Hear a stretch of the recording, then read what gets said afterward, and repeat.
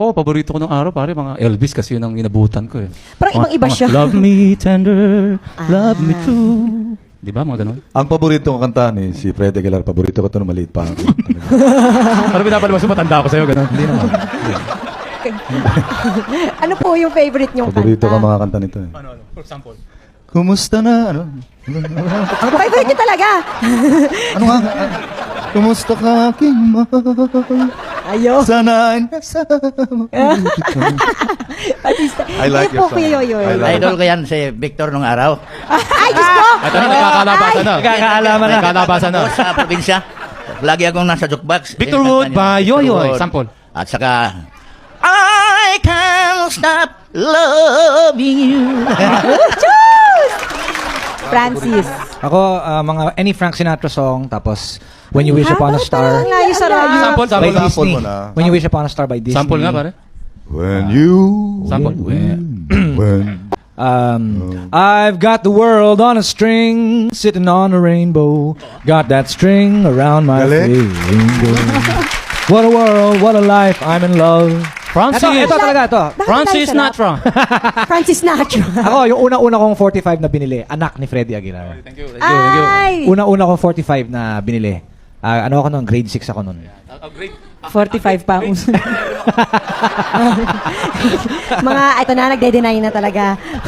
So, syempre, nung mga oras na yun, naisip nyo ba na meron kayong sinisimulang panibagong Mga music uso, mga o uso. trend? Actually, hanggang ngayon ganun pa rin tayo. Kung anong uso sa Amerika, kinokopya natin. Di ba? Ito lang na iba, tsaka si Yoyo. Oo, hindi. Hindi na kayang kopyahin. Wala na ngayon. Hindi kaya eh. Kasama ng tilamsik ng dilab. Pag-aralan mo yung mga bagong singer ngayon, yun din ang suit ngayon, yun din ang kanta, yun din ang style, yun din ang arrangement. Tama ba? So may ginagaya ganun. Ang naiba lang talaga, ito at ito. Wala na. So, dapat pala tanungin natin si Ka Freddy at si Tito Yoyoy. Kapre, ikaw magkwento niyan. Ikaw na, bangkaan mo na yan. Well, maswerte kasi ako ang tatay ko sa stre. Ayun. Pulis ng tatay ko sa stre. So, mahilig ako magdo-drawing nung araw ng mga damit na gusto ko isuot. So, dinodrawing ko yung damit na gusto ko, tapos papagawa ko sa tatay ko. So, lagi yung suot ko na iba lagi. So, ang tawag nila sa akin noon, weird eh. Ayan na si weird. Ayan na si weird. Kasi iba lagi yung suot ko sa iba eh. Laging iba lang. Ganun. Sa outfit? Paano sa outfit music? lagi. Sa music ko ganun din kasi noong time ko, parang iba yung gumagawa ka ng kanta, parang not heard of. Parang hindi uso yung gumawa ka ng sarili mong kanta. Kasi nung panahon nila Victor, di ba pare, ina-adapt ninyo yung mga ina-adapt nila yung yung mga English na, no? At panahon nila Mang Fred Panope, yung English tinatagalog. Tama. Ako naman, that time, nagsusulat na ako ng sarili kong kanta. Yeah. So, ang tingin din sa akin, ang weird nito. Weird ka pa din. Oo, weird pa din. Kaya pati sa music ang tawag sa akin weird. Kasi pag kunwari, kinopya ko yung kanta ni James Taylor, hindi tunog na James Taylor na yun, tunog Freddie Aguilar na, ganun. Iniiba ko yung... Iniiba niyo yung chords. Iniiba ko yung feel. Yung feel. Hindi parehong akorde, pero yung pagkanta ko, parang sarili ko na yung feel. Kumbaga sa James Taylor, Freddy hindi na Aguilar James style. Taylor, O, oo. yan. Okay, si Francis, ikaw talaga ang nagpasimula ng Pinoy rap with mga kababayan ko. Did you choose rap over, pwede ka namang mag-balladeer, di ba? Why Pwede did you ka choose namang rap over mag-acting. all the other kinds of music? No, I can do a lot of other songs and other, ballads and standards. I can also do rock songs, but I chose this music kasi hobby ko siya noon. Mahilig ako mga Michael Jackson. Tapos nakinig ako kila Curtis Blow, kila Grandmaster Flash, Grandmaster Melly Mel, Run DMC. Tapos yun. Pero naisip ko na to incorporate some of our indigenous instruments with mga kababayan, tapos incorporate it with the Western beats. And then done in our native language. Tapos yun na, I always like to write songs about, about our country, about Conscious effort ba yun?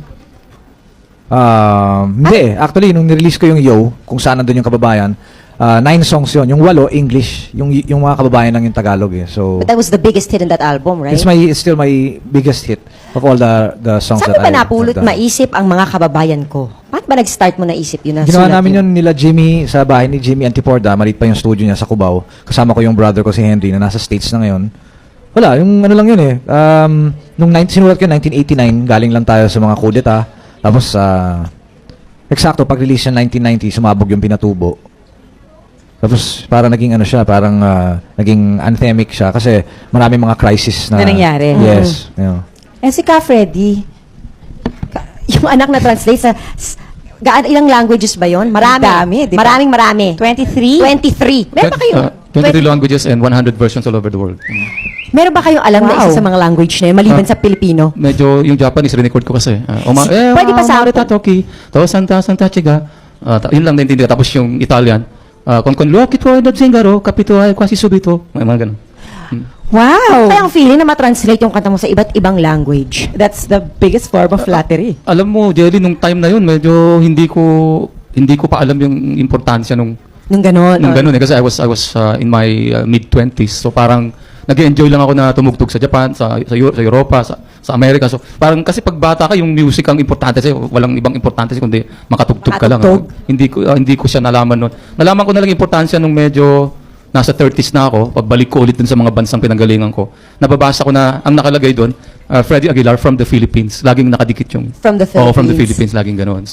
So noong 1980, parang nagkaroon ako ng krusada sa sarili ko na wala akong kakantahin kahit saan ako umikot sa buong mundo kung hindi puro sariling Pinoy music. Pinoy na kakante. music. Oo. So, Whether they sa understand 15 or not. taon, hindi ako tumugtog ng kahit na anong English. Sa 15 taon kong pag-ikot-ikot sa buong Kahit mundo. na meron Puro kayong Tagalog foreign na. audience? Ang mga audience ko talaga is more foreign. So- mga foreign. Mas marami pang foreign minsan kaysa sa Pilipino. At na-appreciate nila because you never sang Oo, English. magugulat ka yung German umiiyak pag kumakanta ako ng bayan ko at saka yung anak umiiyak siya. Pero paano yun? Di nila Hindi naman nila naiintindihan. Tapos tatanungin ko, bakit ka umiyak? Naintindihan mo ba yung kanta ko? Sabi niya, hindi daw niya naintindihan pero nararamdaman niya yung melody. Ay, ang sarap Doon ko nun. naalala na kaya pala ang tinatawag nilang music is universal. Na you don't have to understand the lyrics para ma-appreciate mo yung music. Hindi niyo po ba namimiss ang kumanta? Ah? Hindi niyo po ba namimiss ang kumanta? Mag-album Araw-araw ulit? Ako? Araw-araw kumakanta ako. Pupunta ako ron sa Australia bukas. Magkakanta ako ron next week. So kumakanta pa rin kayo. Still talaga. active pa rin pala. Mayroon akong recording ngayon sa Indonesia. Kumakanta ako Indonesian. What about the Philippines? Philippines, kumakanta rin ako ngayon. Sa kasalukuyan lang, kahapon lang. Kumanta na naman ako sa kapitbahay ko. Ano po ba ang una yung hit? Ano ba yung unang kinanta ko noon? Natatandaan ko. Ito ang kasama ko nung araw eh. Hindi ko matanda. Yun na. Walang biro yung I'm Sorry My Love. Pwede po sample. Ha? Pwede po pa sample. I'm sorry, my love. Parang Freddie Aguilar din eh. Parang ganun eh. If I broken your heart last night. Palagay ko, pinulot mo yung style ko eh. Nararamdaman ko eh. I beg of you to forgive me. Tito Yoyo po kayo. Saan niyo po na pulot naman ang Butchie Cake? Hindi, seriously. Seriously, kasi parang dun sa buong kantang Butchie Cake, meron bang totoong word doon? Wala nga, hanggang ngayon, hindi ko pa rin naintindihan yun eh. But in fairness, para sa isang tamang diesel. Kasi, noong araw na nasiraan yung jeep ko, ayun ang mandar, sa may pagkuhan ng Jones Bridge, di ba Chinatown? Opo. Santo Cristo, Chinatown na, Chinatown. Ninintay ko yung mekaniko. Tagal. Kinupya ko yung mga pangalan ng department store. Longchuk Trading, Tongnam Hardware, Pong Choy Mami. Ayan, kinupya ko lahat. Pinagdugtong-dugtong mo na lang. Ginugtong-dugtong ko. Ginawa ko ng kanta. Pagdating ng mekaniko, pag andar, uwi na kami, gabi na. Naimbitahan ako doon sa Patay. Kinanta ko doon. Ako nag-click doon eh. Nabuhay yung mga patay. doon pala siya nagsimula. Diba? Para sa isang kanta na hindi naman talaga, kumbaga sa hindi naman talaga lingwahe, o talaga hindi siya totoong lyrics, it's hanggang ngayon, kinakanta pa rin Oo siya. nga, At na-memorize. siya everywhere. Bata. Hindi kasi maluluma yun dahil wala nakaintindi. Di ba dapat itatranslate din eh, no? Marami. Ta-translate to 200 versions dapat yun eh. Kaya nga hindi maintindihan kaya hindi natuloy yung translation. Kahit yung halos wala ng nakakabarakal na ako. Kahit ngayong halos wala ng jukebox. Pinag-aagawan pa rin ang titulong Jukebox King. Patunay lang na forever and ever ang impluwensya sa awitin ng masa, si Victor Wood. At hahamunin namin ang kanilang abilidad. Yan. Kaya nilang i-inject ang musical style na kanilang pinasimulan dito sa Pilipinas sa ilang kakatuwang awitin. Titingnan So, natin yan. iyahin natin yung kanta, pero kakantahin nila sa In their own kanilang style. Umpisa natin kay Tito Yoyoy. Ang kakantahin niyo po ay Pen Pen, Pen de Pen. Saraton. Ready na ako. Pinpin di sarapin, yung lumang pinpin.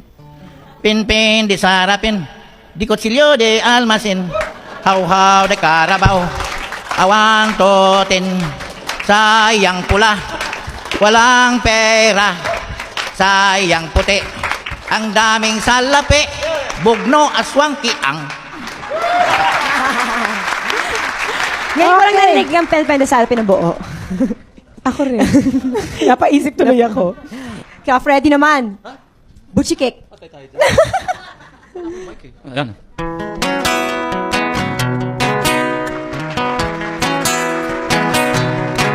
A butchie cake. A biri pong pong la, a butchie cake. Butchie cake. A biri pong pong lai, a pong pong lai. A pong pong lai. A sisi kong gali kang kamatis.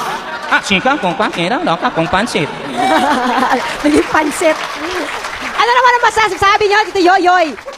Sa version ni Ka Freddy ng Butchie Cake. Hindi ko naintindihan yun eh. Pansit lang ang naintindihan ko dun eh. Ito naman ang ating Father Prack and Roll, Joey Pepe Smith. Estudyante Blues. Yan. Yan. Teka, ba't ano? Ba't napasok? Feels ka. May pasok ba ngayon? Yan. Ano? Anong grade? Anong grade? Anong year? Style ko nga eh. Ako ang nasisisi. Ako na lang lagi nakikita. Ako ang lagi may kasalanan. Pagdating ng almusal, ako pa rin ang magluluto. Hindi ko pa rin magawa dahil wala namang lulutuin. Rock and roll! At syempre, si Tito Victor, kakantahin naman niya ang Pagdating ng Panahon. Version, si Freddy. Alam kong hindi mo pansin, narito lang ako, naghihintay na mahalin, umaasa kahit di man ngayon, mapapansin mo rin, mapapansin mo rin. Pagdating ng panahon, baka ikaw rin ang katibig ng puso ko'y hindi ko na alam. Sana'y mangyari yun. Thank you. Ang galing! Ang galing talaga.